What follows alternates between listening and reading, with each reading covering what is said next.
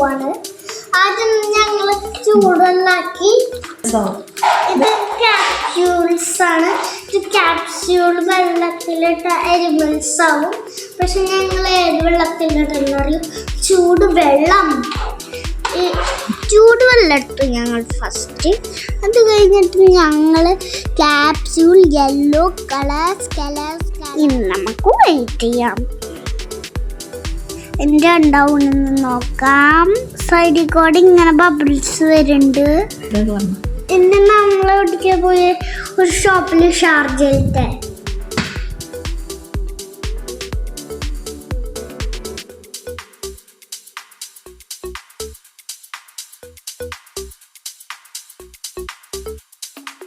ക്യാപ്സ്യൂളിന്റെ shape മാറി എനിമലാവുണ്ട്.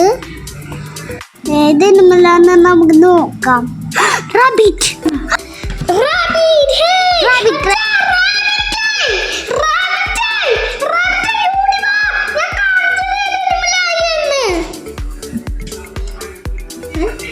പിഗും പിന്നെന്താ റാബിറ്റും.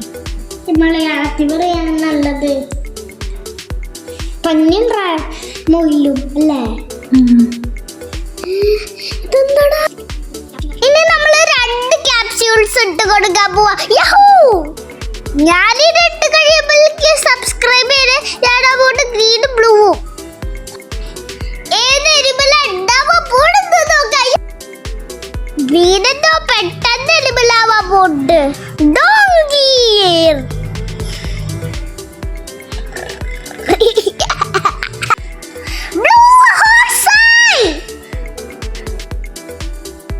പിന്നെ ഒരു ബ്ലൂ ക്യാപ്സ്യൂളും റെഡ് ക്യാപ്സ്യൂളും ഇട്ടു.